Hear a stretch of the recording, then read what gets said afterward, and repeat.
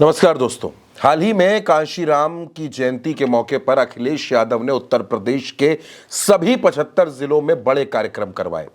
कांशीराम साहब को याद किया गया और यह कहा गया कि कांशीराम ने जो सपने देखे थे दलित समाज को उत्थान करने के लिए, उनको जागरूक करने के लिए, उनको आगे ले जाने के लिए, उन सभी सपनों को अगर कोई पूरा कर सकता है तो वो अखिलेश यादव है।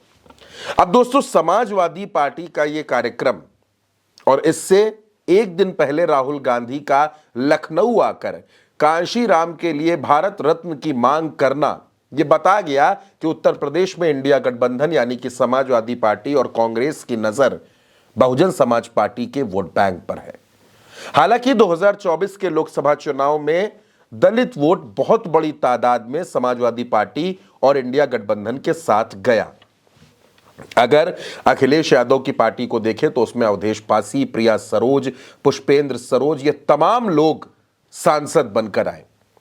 अब लोगों के बीच में यह चर्चा शुरू हो गई कि क्या बसपा का वोट सपा और कांग्रेस में शिफ्ट हो गया है। मायावती को चिंता सताने लगी। आपने देखा कि उसके बाद मायावती ने लखनऊ में शक्ति प्रदर्शन किया, एक बड़ी रैली की और अब एक बार फिर 14 अप्रैल को मायावती एक बड़ी रैली करने जा रही हैं। अभी कुछ दिनों पहले मायावती ने लखनऊ में एक मीटिंग की थी जिसमें सतीश चंद्र मिश्रा, आकाश आनंद, तमाम बड़े नेता और पदाधिकारी मौजूद थे। मायावती ने अपनी पार्टी के पदाधिकारियों को, नेताओं को साफ तौर पर निर्देश दिया है कि बसपा को मजबूत करने में जुट जाइए। अब कहा यह जा रहा है कि 14 अप्रैल को आकाश आनंद तो रायपुर में होंगे, लेकिन मायावती लखनऊ में होंगी और लखनऊ में एक बड़ी रैली बसपा करने जा रही। दावा किया जा रहा है कि 3 से 4 लाख लोग मायावती की इस रैली में पहुंचेंगे और मायावती इसको बड़े शक्ति प्रदर्शन के तौर पर करने जा रही हैं। एक बहुत बड़ा शक्ति प्रदर्शन लखनऊ में देखने को मिलेगा और इसे उत्तर प्रदेश में बसपा के चुनावी शंखनाद की तरह भी देखा जा रहा है। यानी मायावती इसी दिन से उत्तर प्रदेश में 2027 के अपने मिशन का आगाज करेंगी।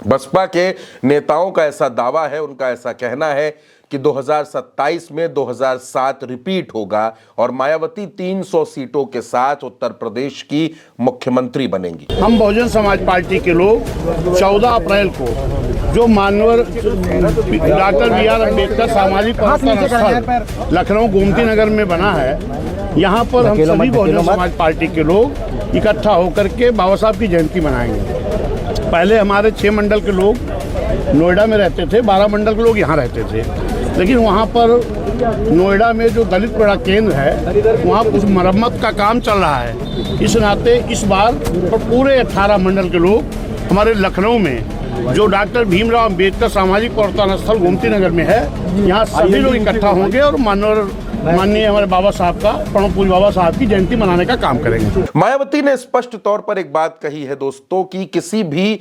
अनुशासनहीनता करने वाले नेता को या कार्यकर्ता को बसपा में जगह नहीं मिलेगी।